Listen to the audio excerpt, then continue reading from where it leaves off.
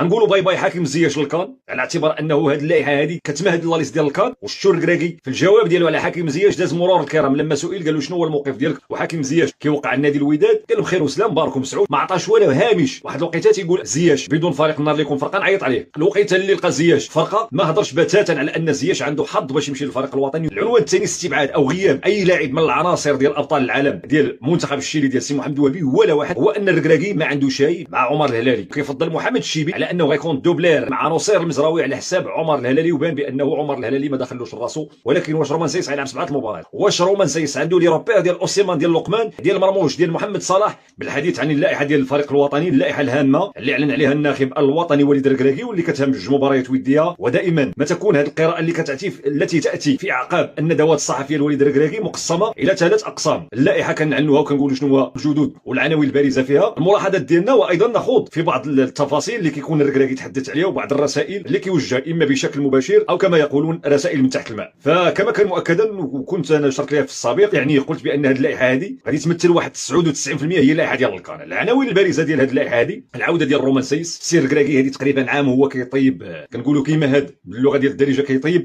كيمهد العوده ديال رومان سايس. كل مره يذكروه في البدايات ديال المداخلات ديال الندوات ديالو كيعتبروا من العناصر المهمه، وكيقول لك راه غايب، وجاب لنا جوج ديال العناصر جديده قديمه من الخليج، رومان سايس وسفيان رحيمي. اذا هذا العنوان الاول وغادي نخوضوا فيه. العنوان الثاني استبعاد او غياب اي لاعب من العناصر ديال ابطال العالم ديال المنتخب الشيلي ديال سي محمد وهبي ولا واحد. الركراكي واحد الوقيته كان قال تصريح ربما انه ما تخيلش بان اللعابه غيمشيو للشيلي وغيديو كاس العالم. كنا سولناه في الندوه السابقه وانا سولته شخصيا، قال لنا غير يديو كاس العالم ونجيبهم كاملين، يعني تيقولها على صعيد واحد التعبير مجازي. ما جاب حتى واحد. اليوم كيتكرر نفس السيناريو مع اسماعيل باعوف، اللاعب المتالق اللي حتى واحد ما دري بلاه في كاس العالم. او العنصر الاخر بودلال، ايت بودلال، لانه اليوم ملي كتستبعد عقار وكتجيب رومان سايس كان بامكان يكونوا 5 ديال المدافعين، ما فيها باس كون زاد مدافع اخر وجربنا. العنوان الاخر هو ان الركراكي ما عنده شيء مع عمر الهلالي. الركراكي غيضحي بعض العناصر، منها اللاعب الهلالي ومنها امين عدلي، وقلت بانه غيرجع رومان سايس. فهاد الاشياء هذه اللي حدثت، اضافه الى انه كيفضل محمد الشيبي على انه غيكون دوبلير ديال اشرف حكيمي مع نصير المزراوي على حساب عمر الهلالي، وبان بانه عمر الهلالي ما دخلوش لراسو